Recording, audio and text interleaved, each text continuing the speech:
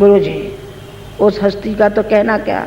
उन्होंने कहा मैंने स्वप्न में देखा, ये देखा कि मानसरोवर में कमल खिलता हुआ आ रहा है और वो पूर्ण रूप से विकसित हो गया और खिलता हुआ चला गया। खिलता हुआ चला गया, समय आया और वो मुरझाता हुआ चला गया, पक गया।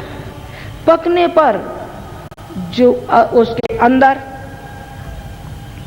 बीज पैदा हुए ब्रह्म बीज के रूप में, वो कमल तो डाली से टूट गया,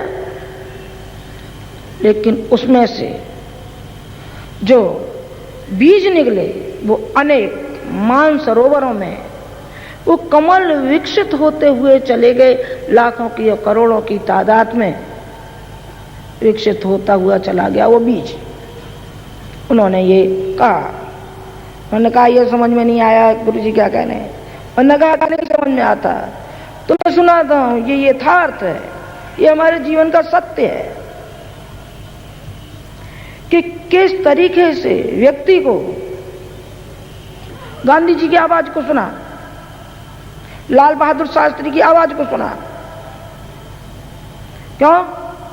इसलिए सुना गया था, उन्होंने कहा कि ये राष्ट्र के पिता हैं, ये वो फकीर है जो कि एक पैसा भी बर्बाद नहीं करता है। कहीं जा रहे थे तो झोली में जब दान पड़ा, एक पैसा नीचे गिर पड़ा और उसको ढूंढने के लिए जब चले तो साथ में जो साथी थे उन्होंने ये कहा कि साहब ये आप एक पैसे को ढूंढने के लिए निकल पड़े हैं, अरे एक पैसा तो हम दे देंगे, एक पैसे के आप 4 पैसे ले लीजिए।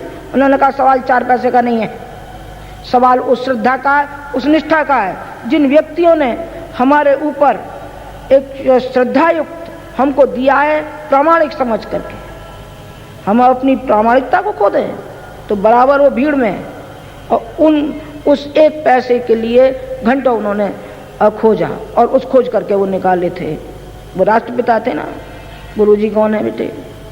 गुरुजी उस हस्ती का तो कहना क्या जिसने चरितार्थ करके ये दिखा दिया कि ब्राह्मणोचित जीवन कैसा होना चाहिए। आज एक लड़का आया कि ये क्या कमाल हो रहा है, मैंने कहा देखता जा क्या हो रहा है।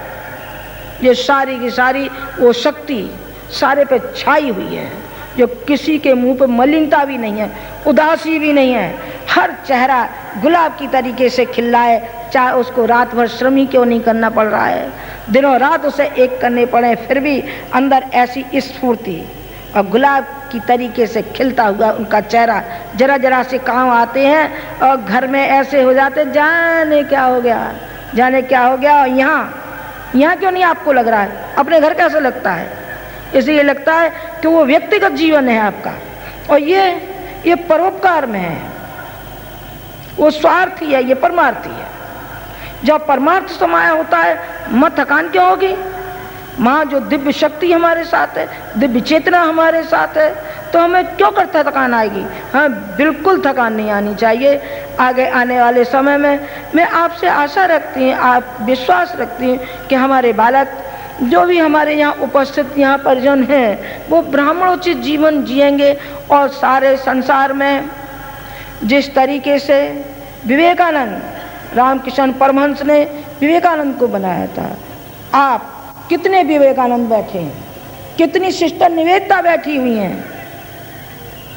ये लाखों की संख्या में हमारी सिस्टर निवेदिता, लाखों की संख्या में हमारे विवेकानंद यदि अपनी शक्ति को पहचान जाएं और उस शक्ति का सही सदुपयोग कर लें। शक्ति का सदुपयोग नहीं करते, दुरुपयोग करते हैं। दुरुपयोग करते हैं तो खाली हाथ रह जाते हैं, और सदुपयोग कर लें तो अपना भी जीवन सार्थक हो जाता है और दूसरों के लिए भी एक प्रेरणा का स्रोत बन जाता है। आशा करती हूँ कि आप एक ज्योति स्तंभ का काम करेंगे, आप प्रेरणा स्रोत का काम करेंगे। आप स्वयं प्रेरणा लीजिए, दूसरों को प्रेरणा दीजिए। आप स्वयं ऊंचे उठिए और दूसरों को ऊंचा उठाइए। जब आप दूसरों को ऊंचा उठाने लगेंगे तो आप स्वतः ही आप ऊंचे उड़ते हुए चले जाएंगे। ये हमारा आशीर्वाद है। हमारे YouTube चैनल शांति कुंज वीडियो गायत्री परिवार को सब्सक्राइब करें एवं बेल आइकन जरूर दबाएं ताकि गायत्री परिवार की विभिन्न गतिविधियों की जानकारी आपको मिलती रहे।